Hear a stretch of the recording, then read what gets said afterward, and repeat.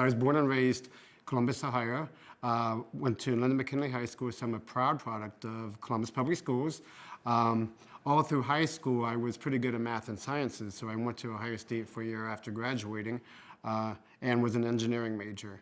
And about the same time I was getting bored studying engineering, a recruiter came and knocked on my door. About the same time as well, Bill Clinton was campaigning for president, and part of his campaign was promising to end the ban on gays and lesbians serving openly in the military. So the combination of those three things kind of inspired me all at the same time to do something different, and that's why I joined the Army. So the campaign was still going on when I joined. And back then, this was part of the don't ask part, it was they asked. So when you were joining, the question was on your application, if you will, whether or not you had homosexual tendencies or had ever had a homosexual relationship. When I joined, it was asked, and you had to lie about it.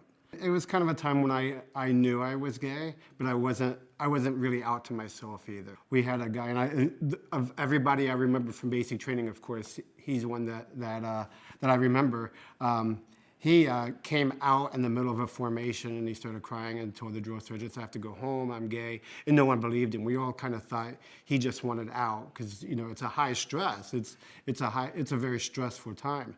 So nobody believed him. So right there in the middle of our formation in Fort Knox, at like 5:30 in the morning, he pulled out pictures of him and his boyfriend, and we never saw him again after that. I was a 19-kilo M1A1 tank operator. So I drove an M1A1 tank for 4 years. We would go do desert training and go live on our tanks for 5 or 6 weeks at a time. But that was a lot. Reflecting back, I remember when we would leave on a deployment like that, counting the days until we would be back.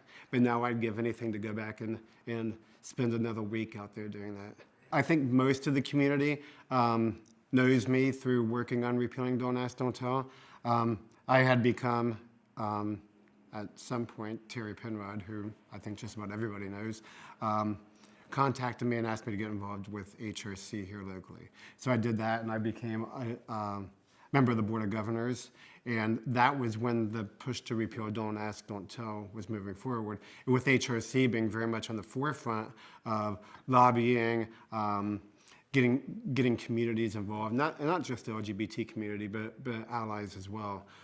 I became kind of a spokesperson for that. So I actually traveled a lot around the state. I recruited a lot of veterans to lobby George Voinovich. It is telling personal stories, and with getting marriage equality passed, and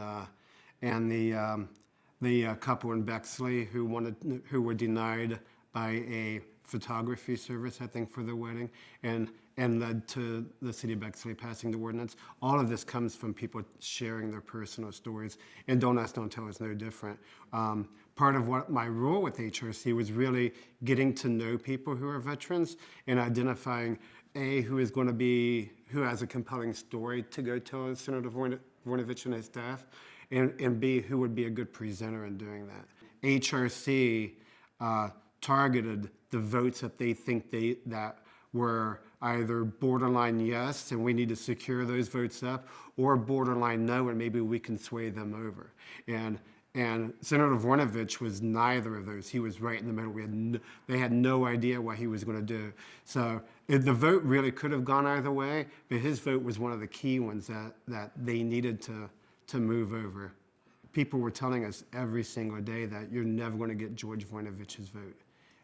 And I knew, working with his staff and being in his office basically monthly, either here in Columbus or in DC, over a 6-month period, that I had a good feeling.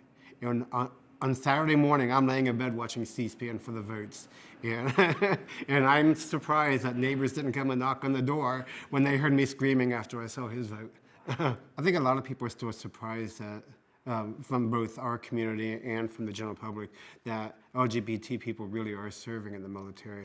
Doing the opening ceremonies for the Gay Softball World Series and doing color guard for that, people just assumed that we were military people who came in as part of our everyday job requirements to do this, not realizing that we were the local LGBT veterans group. And we need people out there telling their stories and sharing their experiences not just the population as a whole, but within our community as well.